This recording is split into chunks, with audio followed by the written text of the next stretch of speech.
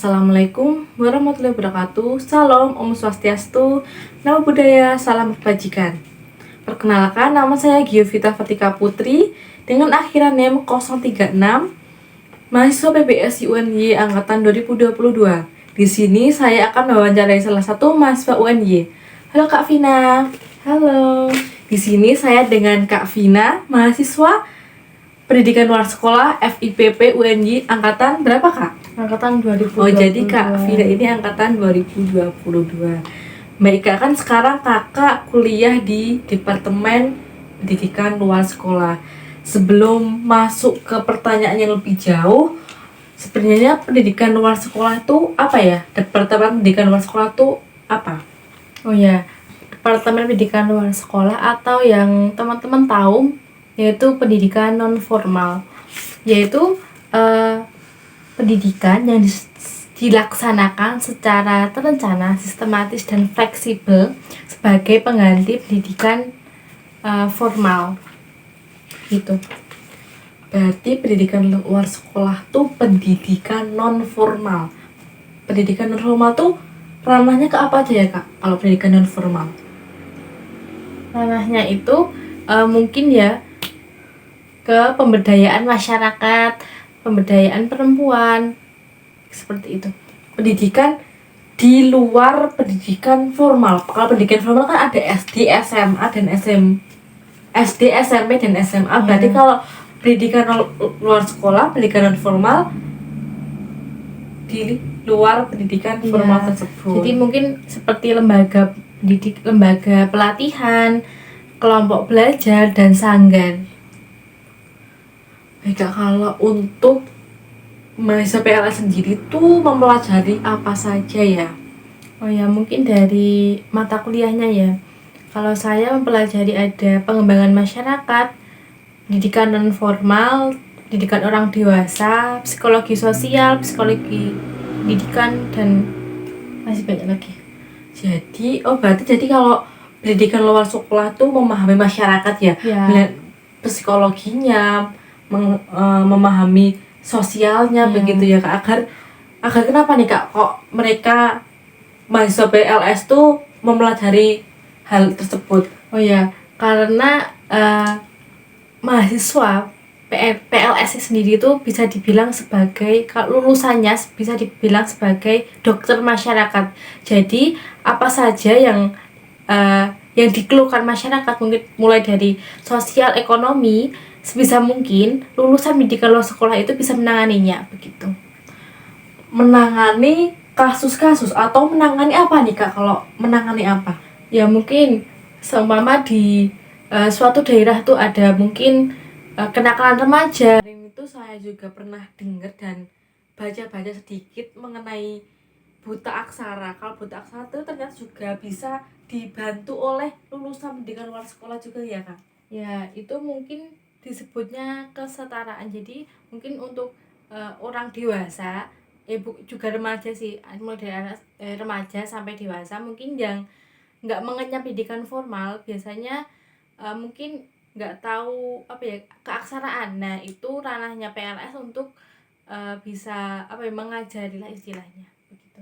Kalau keaksaraan sendiri itu apa sih Kak? Aksara, bahasa atau angka atau malah huruf Kak? Ya itu sebenarnya kalau aksara itu ya ada huruf, angka juga. Jadi belajar membaca seperti itu. Berarti kita seperti orang dewasa tapi kita balik ke anak-anak kita mulai belajar untuk membaca begitu. Ya karena ya nggak semua orang tuh ya bisa mengenyam pendidikan formal ya teman-teman. Jadi ini PLS ini sebagai wadah lah untuk bisa teman-teman yang nggak mengenyam pendidikan formal bisa di pendidikan non formal gitu. Baik Kak, kalau untuk pendidikan luar sekolah, apa saja sih kegiatan yang sekiranya bisa menunjang atau membantu mahasiswa PLS dalam melangsungkan perkuliahan mereka? Oh ya, seperti yang saya singgung tadi, kalau pendidikan luar sekolah itu terjunnya ke masyarakat, otomatis mahasiswa PLS itu harus berinteraksi langsung dengan masyarakat. Jadi kalau saya sendiri mengikuti sebuah organisasi yang dimana di dalamnya saya dituntut untuk saling komunikasi, berinteraksi, ya bisa uh, menambah skill komunikasi itu sendiri. Jadi mungkin menambah kepercayaan diri, tanggung jawab, karena di masyarakat sendiri ketika kita terjun langsung, realitasnya kita akan ditemui bagaimana realitas yang berbeda-beda. Jadi kita harus siap menghadapinya, begitu.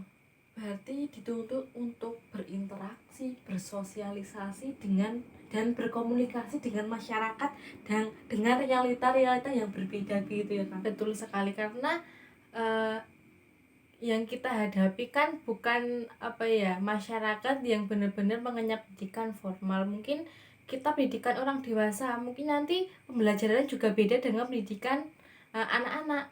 Jadi kita harus tahu ilmu-ilmunya itu.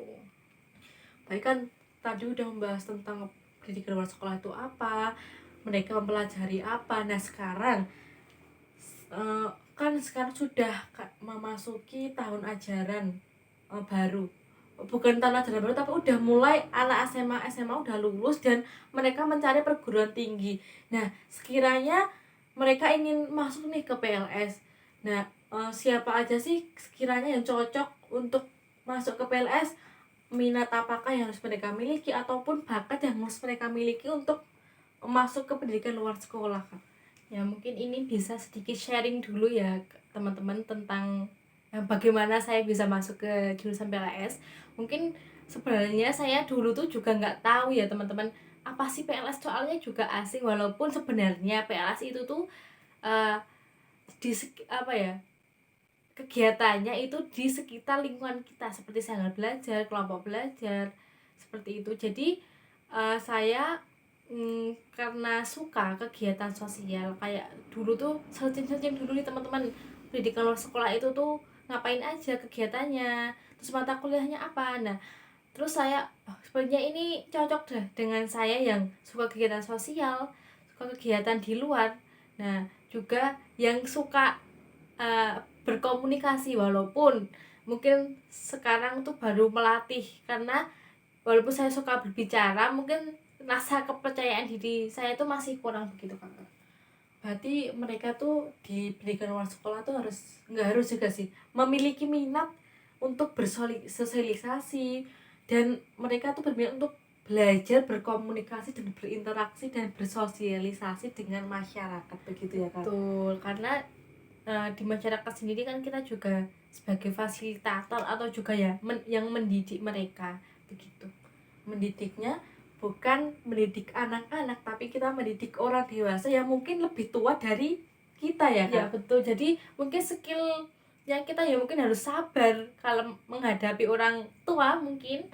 Jadi skill-skill itu mungkin bisa diasah, walaupun kita dulu awalnya nggak suka sosial mungkin ya. Kalau mungkin pas kita terjun ke langsung, mungkin jiwa sosialnya kita yang akan tumbuh sendiri. Oh baik Kak. Kan tadi udah jelaskan untuk pendidikan orang orang dewasa yang mungkin lebih dewasa dari kita, tapi ada nggak sih kayak pendidikan non formal tapi mungkin untuk ranah kita yang sepantaran, apakah ada pendidikan non formal yang ini tuh cocok untuk uh, remaja yang sekiranya mungkin dulu tuh putus sekolah ataupun yang lainnya? Oh ya teman-teman, sebenarnya kalau di universitas sendiri itu ada pendidikan non formal seperti ekstrakurikuler, mungkin juga organisasi, itu sebenarnya juga pendidikan non formal. Mungkin kalau untuk remaja mungkin juga bisa di uh, kelompok belajar, taman bacaan masyarakat, atau pusat kegiatan belajar masyarakat. Nah itu tuh maksud PKBM atau pusat kegiatan belajar masyarakat itu di dalamnya juga ada seperti kejar paket untuk teman-teman yang tidak bisa menuntaskan pendidikan formalnya. Berarti kalau kita ada yang putus sekolah, nah itu kan ada kejar paket. Berarti kejar paket tuh ranahnya dari nanti lulusan pendidikan luar sekolah ya Kak?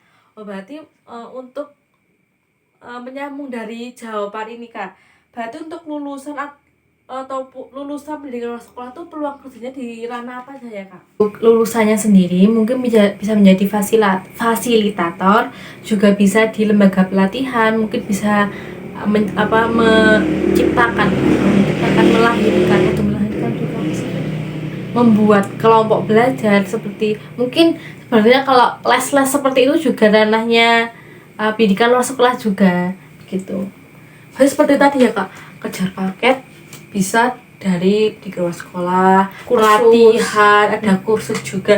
Berarti untuk lulusan pendidikan luar sekolah tuh nanti bisa terjun ke pekerjaan tersebut teman-teman. Sebenarnya prospek kerjanya itu tuh besar teman-teman. Jadi sebenarnya nggak cuma lulusan pendidikan luar sekolah juga bisa terjun di masyarakat. Jadi mungkin kalau lulusan pendidikan luar sekolah mungkin lebih bisa menguasai ya, karena mungkin udah dibekali ilmu dan materi-materi seperti tadi yang dijelaskan di awal tadi kan udah ada beberapa mata kuliah yang pastinya nanti bermanfaat dan relevan di kehidupan ataupun di lapangan pekerjaan nantinya. Betul. Baik Kak, untuk ini adalah pertanyaan terakhir. Terima kasih atas kesempatan dan waktunya. Jadi kita dapat mengetahui pendidikan luar sekolah itu apa, mempelajari apa aja, kegiatannya apa aja, dan setelah lulus mereka akan jadi apa sih, mereka akan bekerja sebagai apa sih.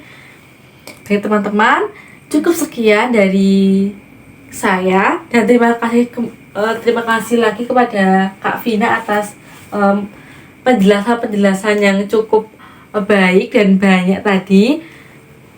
Terima kasih semuanya. Wawancara kepada narasumber telah berakhir. Semoga wawancara ini bisa bermanfaat bagi kita semua, bisa menambah wawasan mengenai pendidikan luar sekolah ataupun yang lainnya. Bila ada kesalahan, tutur kata ataupun perbuatan, saya mohon maaf. Wassalamualaikum warahmatullahi wabarakatuh.